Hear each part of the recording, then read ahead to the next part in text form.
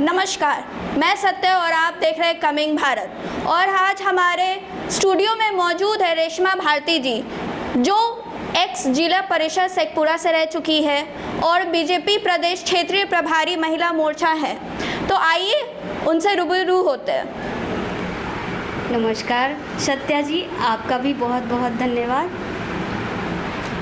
Ma'am, आपको यहाँ इस मुकाम तक आने के लिए प्रेरणा कहाँ से मिली? देखिए सत्या जी, मेरी शादी बचपन में हो गई थी और हमारा कोई पॉलिटिकल बैकग्राउंड भी नहीं था। बट जब हमारी शादी गांव में हुई और गांव का सिचुएशन हमें दिखा, वहाँ की परिस्थिति इतनी बद से बदतर थी। ना वहाँ कोई प्रशासन सुनने वाला था, ना वहाँ किसी तरह का डेवलपमेंट था। तो मेरे मन में जब ऐसा होता था ना कि महिलाओं पे अत्याचार होता था, उसे प्रताड़ित किया जाता था छोटी छोटी बातों पे, तो मेरे मन में इस तरह की इच्छा जागी कि क्यों ना हम इनकी मदद करें।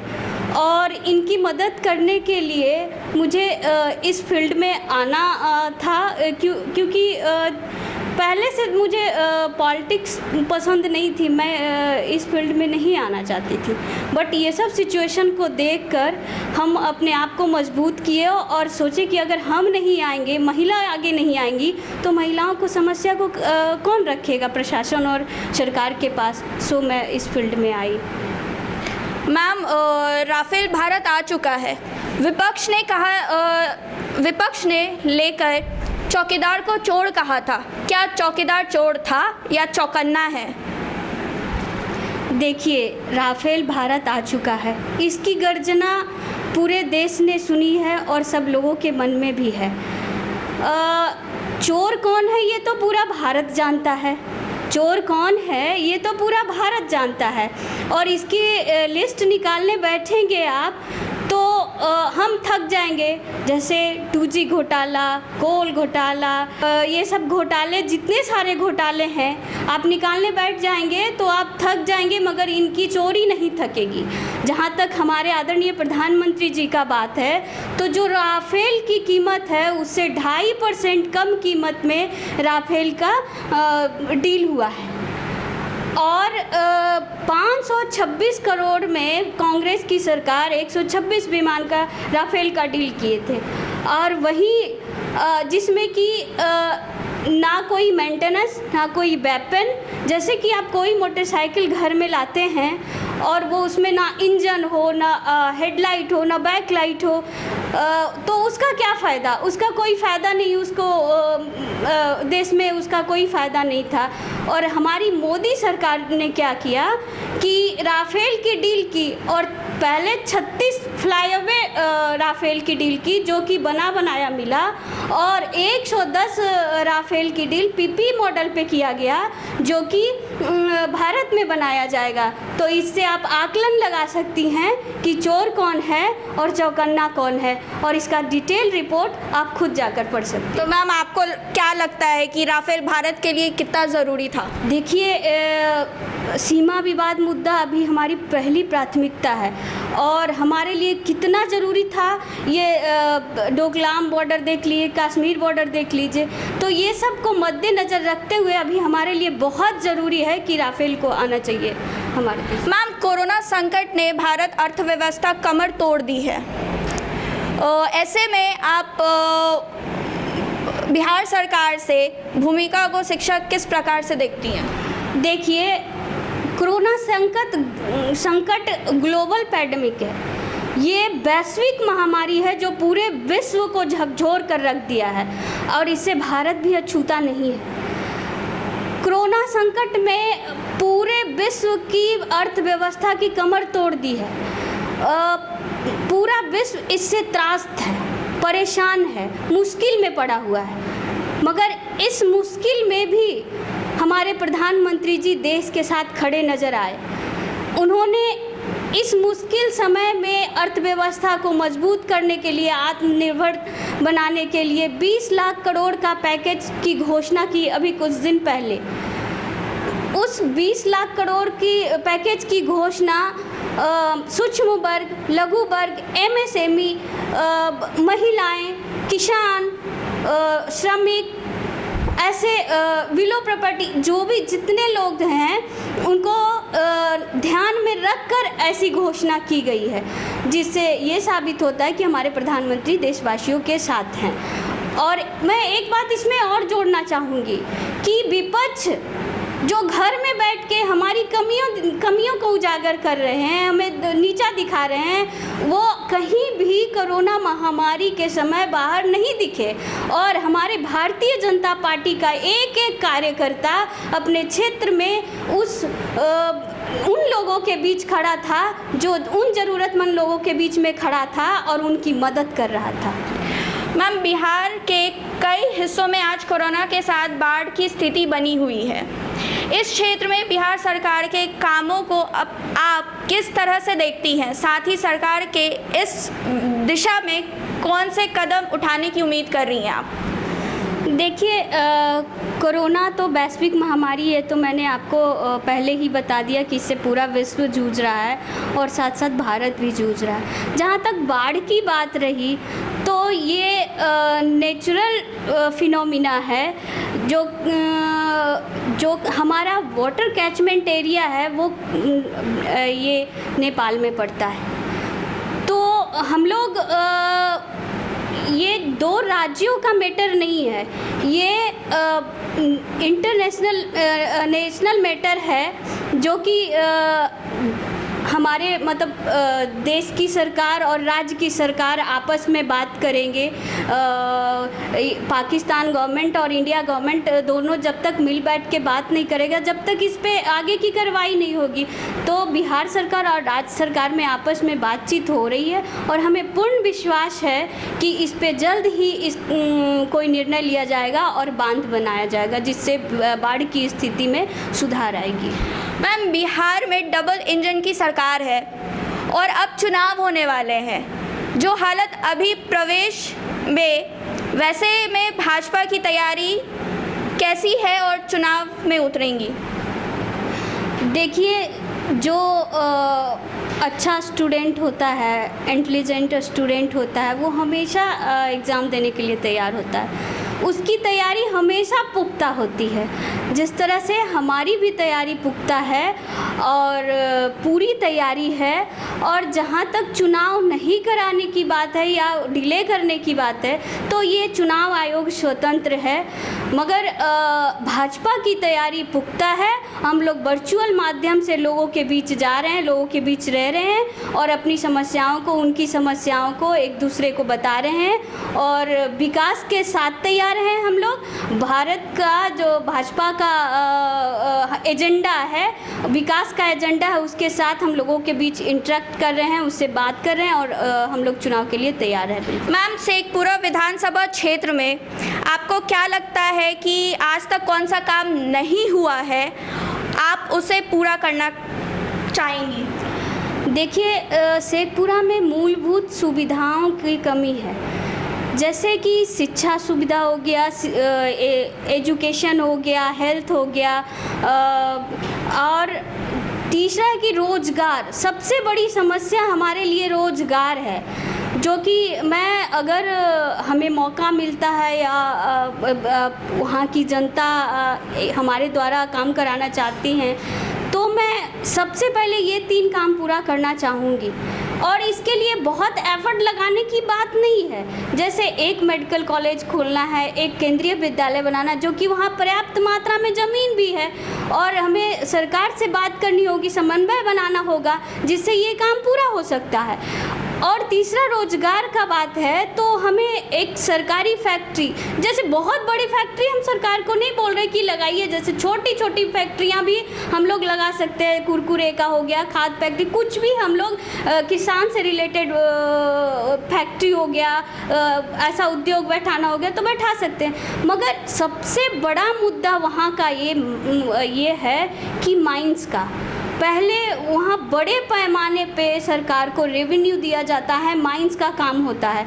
वहाँ बहुत सारे पहाड़ हैं और उस पर माइंस का काम होता है, तो वहाँ तो रोज़गार अवेलेबल है, बट इसमें वहाँ के जनप्रतिनिधि को, वहाँ के जनता को आगे आकर ये करना होगा, क्योंकि पहले जो ये प्रावधान था कि छोटे छोटे हिस्से में छोटे उद्योगपति को ये पहाड़ का मतलब कॉन्ट्रैक्ट दिया जाता था, मगर बीच में क्या हुआ, अभी क्या चल रहा है कि उसे हटा दिया गया और बड़ी बड़ी कंपनियों को लेके आ गए। तो बड़ी कंपनियों को आने से क्या होता है कि वहाँ का जो प्रवासी मजदूर है, वहाँ के जो लोकल लोग हैं, जैसे हमारे प्रधानमंत्री जी का भी फोकस है इस पे कि लोकल पे वोकल, तो जो छोटे छोटे उद्योगपति हैं उनको ये फिर से दिया जाए ताकि वहाँ का माइंस फिर से चालू हो और वहाँ के प्रवासी मजदूर, वहाँ के लोकल वर्कर हैं जो काम कर सके, उन्हें रोजगार मिल सके। इस पे मेरा फोकस रहेगा। चूँकि अभी कोरोना काल चल रहा है और चुनाव भी नज़दीक है, आगामी विधानसभा चुनाव में आप किस तरह से जनता के बीच उतरेंगी? देखिए, एक अच्छे लीडर और सच्चे जनप्रतिनिधि का यही कर्तव्य होता है कि वो जनता के हर एक सुख दुख में, उसकी हर एक परिस्थितियों में उसके साथ रहे और वो अपने विज़न को जनता से शेयर करे, अपने विज़न को उनके पास ले जाए और उनके लिए क्या वो विकास कर सकते हैं उनको समझाए। और मैं, अगर मुझे मौका मिला, हमारी पार्टी अगर मेरे पे विश्वास जताई तो मैं जनता के बीच जाऊंगी। और वैसे भी मैं हमेशा जनता के बीच सुख दुख में रहती हूँ। कोरोना काल जैसे वैश्विक महामारी में भी लगातार 3 महीने तक मैं जनता के बीच खड़ी रही, उनकी मुश्किल वक्त में उनके साथ खड़ी रही और मैं इसी विज़न के साथ कि मैं आपका सेवा करूंगी, आपके सेवक बनकर शेखपुरा में काम करना चाहूँगी, इसी विज़न के साथ मैं जनता के पास जाना चाहूँगी। मैम, हाल ही में एक न्यूज़ आई है, पीएमसीएच में इलाज के दौरान एक लड़की के साथ बलात्कार का मामला सामने आया है। ये घटना महिलाओं की सुरक्षा को लेकर सवाल खड़े कर रहे हैं, इससे लेकर आप क्या कहना चाहेंगी?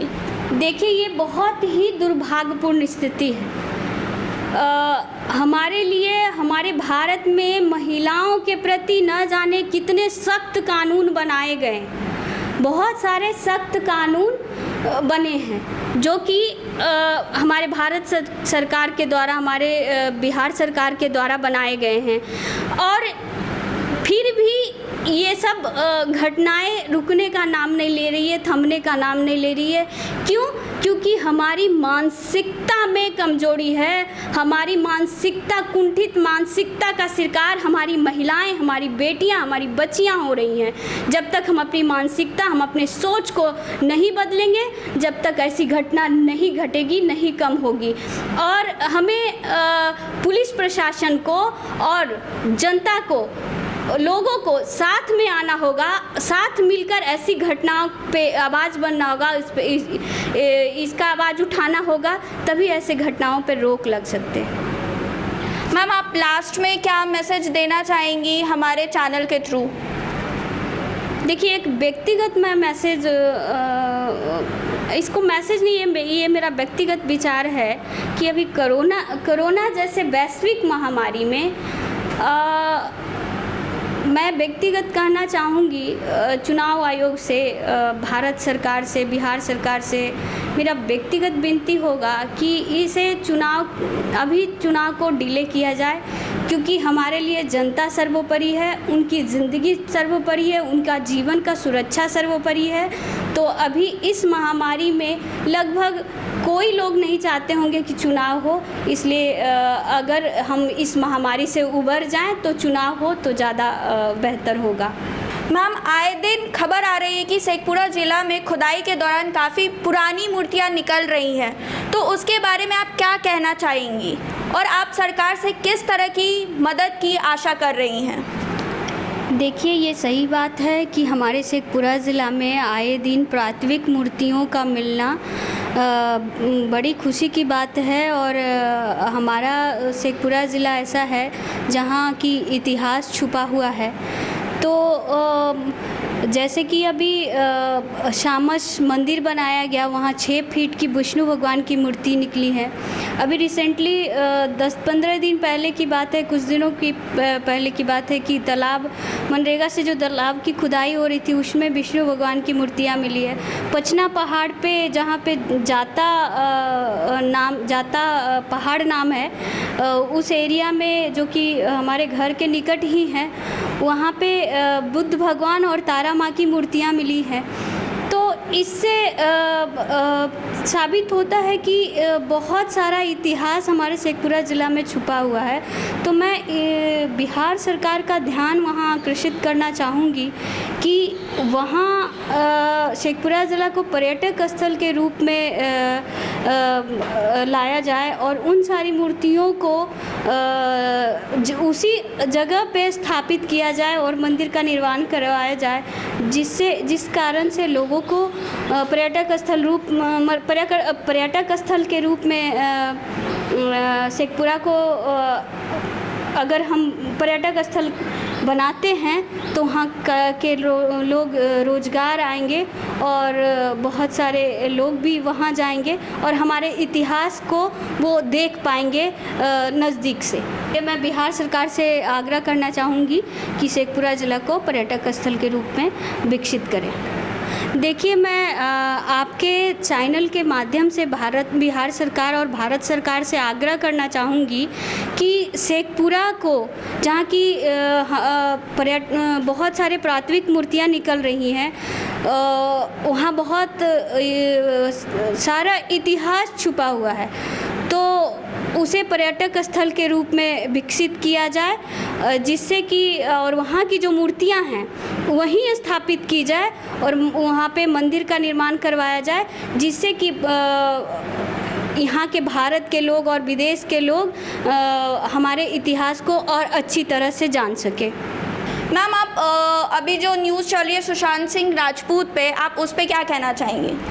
देखिए, बिहार के लिए बहुत दुर्भाग्य की बात है कि अब हमारे बीच सुशांत सिंह राजपूत नहीं रहे और हम पूरे बिहारियों के मन में बहुत ही पीड़ा है इस बात के लिए कि इतना टैलेंटेड बच्चा जो कि हर फील्ड में अव्वल थे, हर फील्ड में उनका बोलबाला था, वो उन्हें अचानक कह दिया जाता है कि वो डिप्रेस हो गए और आत्महत्या कर लिए। हम बिहारी तो कभी नहीं मान सकते, वो आत्महत्या कर ही नहीं सकते हैं। इसलिए हम पूरे बिहारी और एक महिला, एक बहन होने के नाते हाथ जोड़कर भारत सरकार से, हमारे आदरणीय प्रधानमंत्री से विनती करना चाहूँगी कि हमारे सुशांत को इंसाफ दिलाया जाए।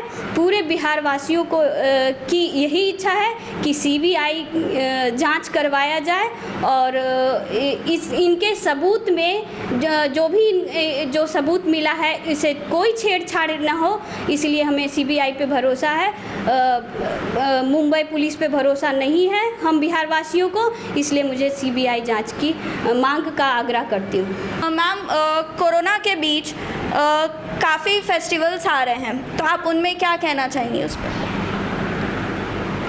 देखिए, हम हिंदुस्तानियों के लिए फेस्टिवल बहुत महत्वपूर्ण होता है और सबसे महत्वपूर्ण हमारे भाई बहनों का जो त्यौहार आ रहा है वो बहुत ही हम बहनों के लिए बहुत ही महत्वपूर्ण है, मगर जीवन सुरक्षा से महत्वपूर्ण हमारे लिए कुछ नहीं है।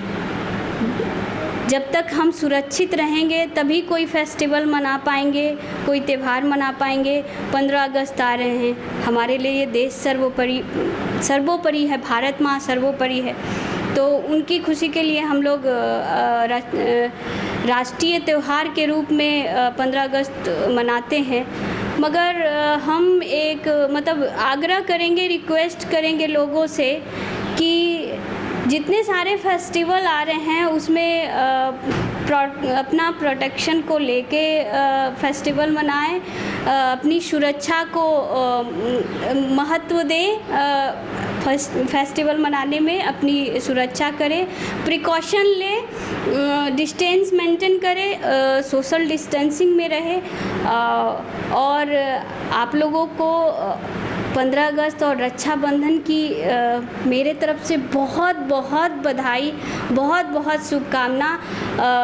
यही उम्मीद के साथ कि हम बिहार वासी ऐसी वैश्विक महामारी और से बहुत जल्दी उभरेंगे और बहुत जल्दी हमारा बिहार विकास के पटरी पर उतरेगा। कमिंग भारत और कमिंग भारत के पूरे इंटायर टीम को मैं बहुत बहुत बधाई और आभार व्यक्त करना चाहूँगी, जिन्होंने अपने चैनल पे हमें आमंत्रित किए, हमें बुलाए। ये हमारे लिए बहुत सौभाग्य की बात है और मैं प्रार्थना करूँगी कि कमिंग भारत दिनों दिन ऊंचाई पे जाए और एक दिन प्रधानमंत्री जी का भी इंटरव्यू ले। ये हमारी शुभकामनाएं आप लोगों के लिए। बहुत बहुत धन्यवाद। तो जैसा कि आप लोगों ने देखा कि हमारे बीच मौजूद थी रेशमा भारती जी, जो कि बीजेपी की भावी उम्मीदवार हैं। उन्होंने बताया कि अगर वो शेखपुरा से जीत जाती है तो वहाँ के लोगों के लिए बहुत सारी प्लानिंग है। और भी तमाम खबरों के लिए बने रहे हमारे चैनल के साथ। और अगर आपने हमारे चैनल को लाइक, सब्सक्राइब और शेयर नहीं किया है तो ज़रूर कर लीजिए। धन्यवाद।